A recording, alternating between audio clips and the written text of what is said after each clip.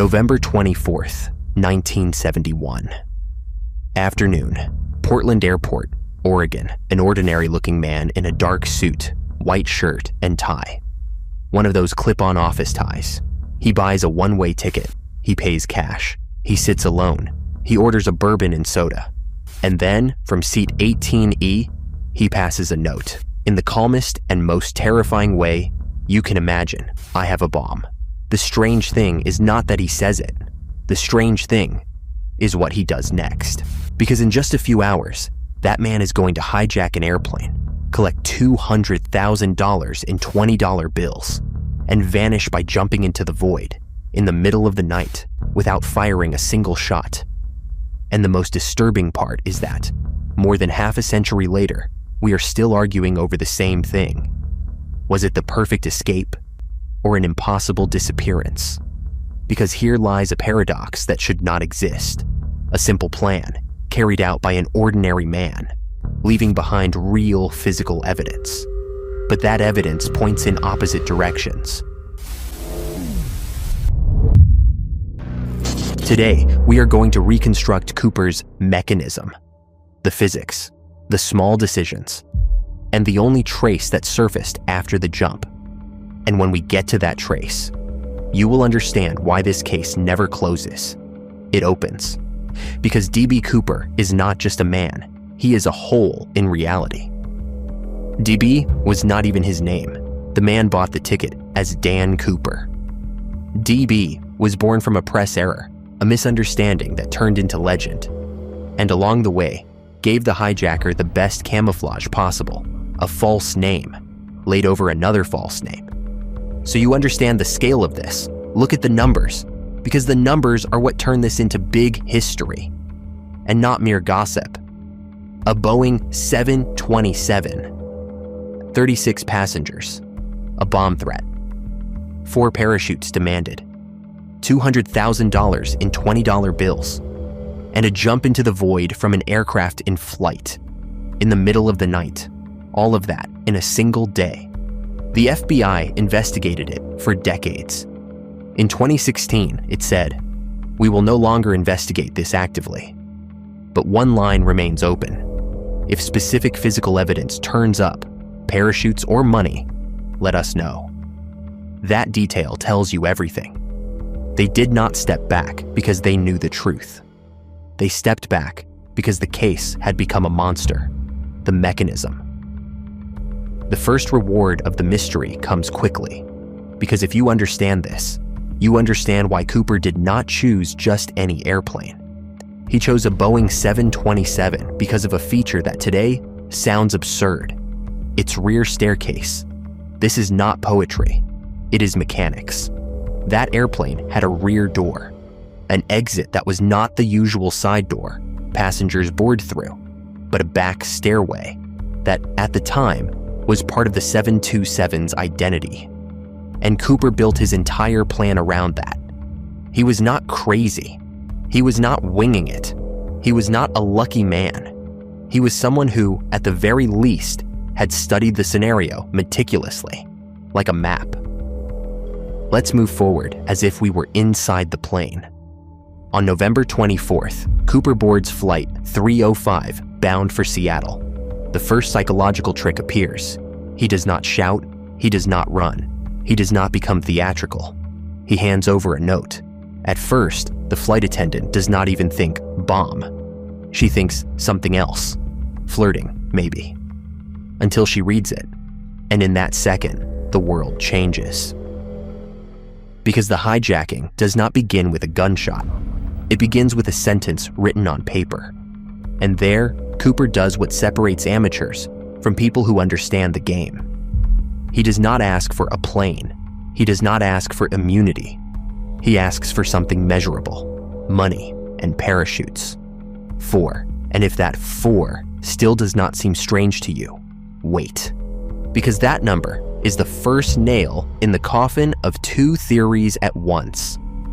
When someone hijacks a plane, the normal thing would be to ask for 1 parachute. 1.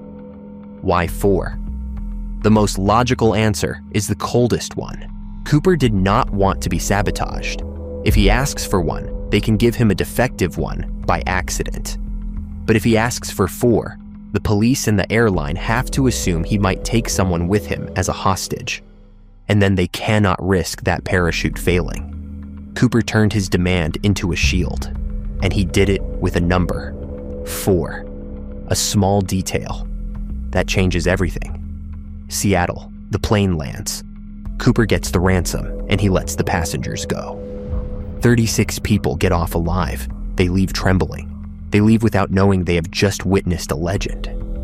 Because at that moment, the hijacking stops being an imminent tragedy and becomes an escape. It is no longer who is going to die. Now it is how the hell is he going to leave?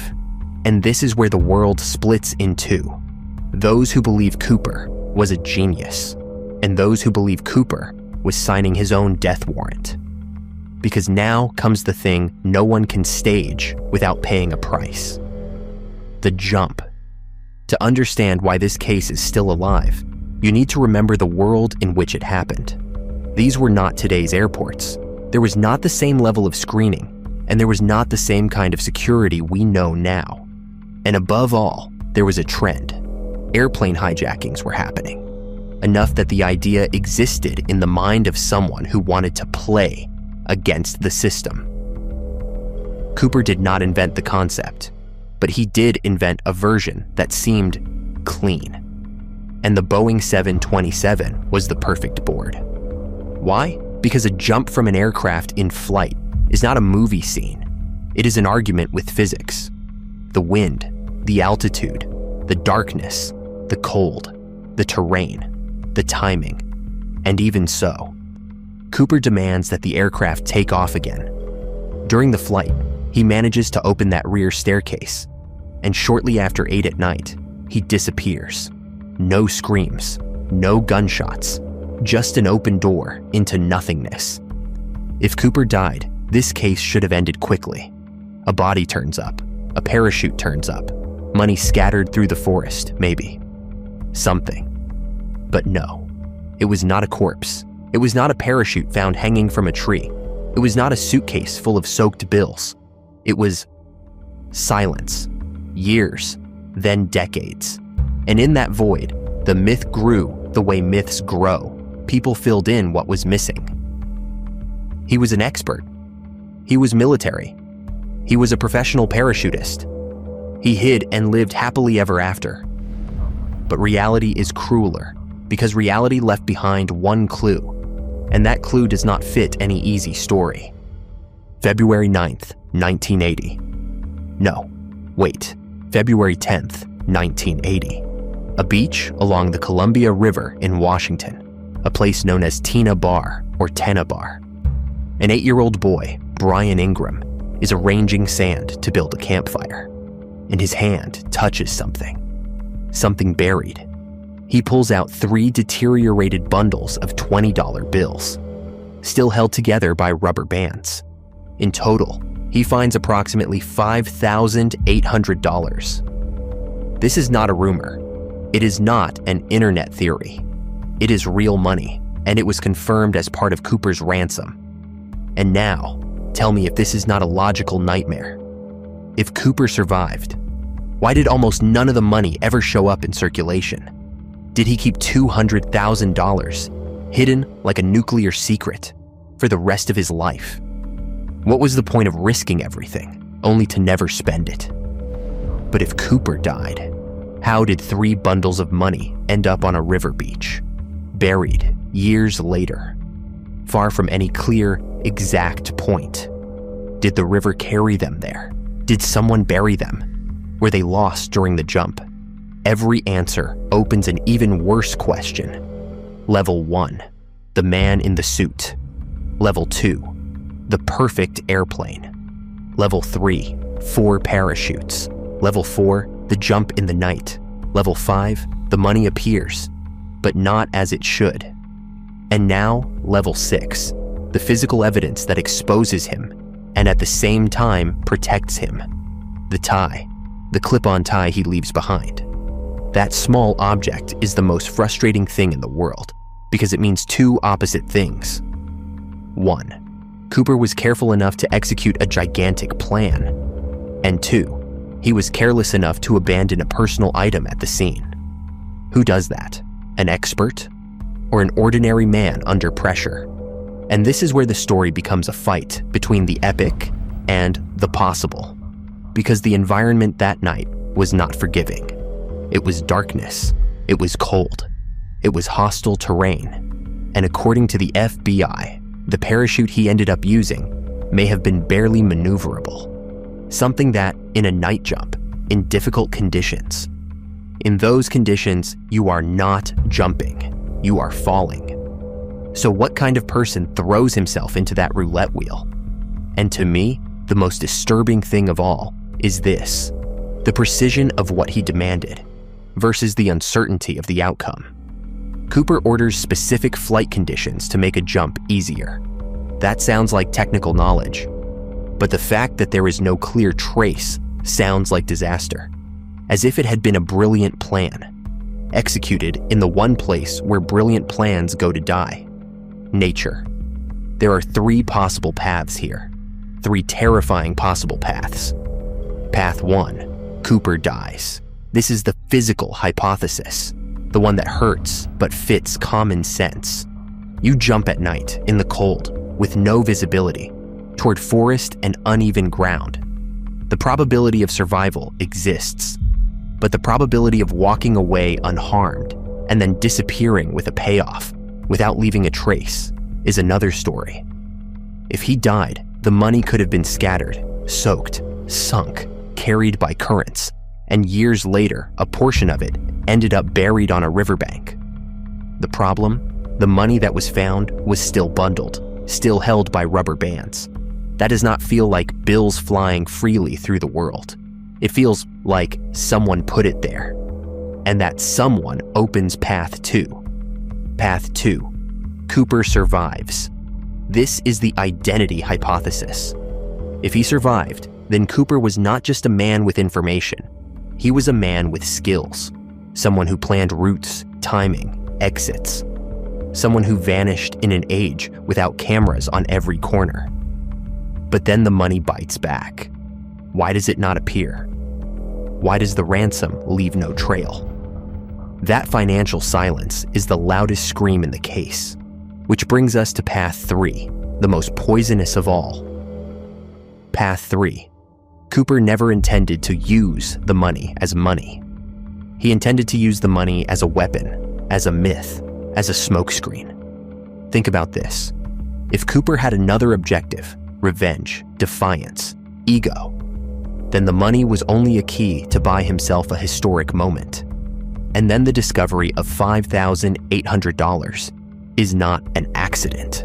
It is a signature, a reminder that the case would never fully close. Now, I know that sounds too perfect, but that is exactly why this case is so addictive, because every option contains something that does not fit. And when a theory starts to look good, a problem appears. If Cooper died, why did nothing else ever turn up? No clearly identifiable parachutes, no remains, no equipment. If Cooper survived, why leave a tie behind? Why ask for 4 parachutes instead of 1 and make the whole process more complicated? Why choose an alias as specific as Dan Cooper and then allow the world to remember him by a different name? The case has an internal name, Norjack. And for decades, the FBI chased hundreds of leads and suspects, until in 2016, it announced that it was redirecting resources and no longer investigating it actively. But I repeat, it left the door open to physical evidence, money, parachutes. That is what could still kill the case or revive it with a single blow. And that detail is the heart of the mystery. We are not fighting over a nice story. We are fighting over real objects, bills that existed and were recorded, a jump recorded on a real flight, a real tie, and 3 bundles of money found by a real child. So what do we do with that? What every human obsession does. We try to turn chaos into order. We try to draw a route, We try to pin down an exact jump point, but the jump point is a shadow. Over time, the estimates have varied, and that uncertainty is lethal, because if you do not know exactly where he came down, you do not know what to look for. You do not know whether the money should have surfaced upstream or downstream.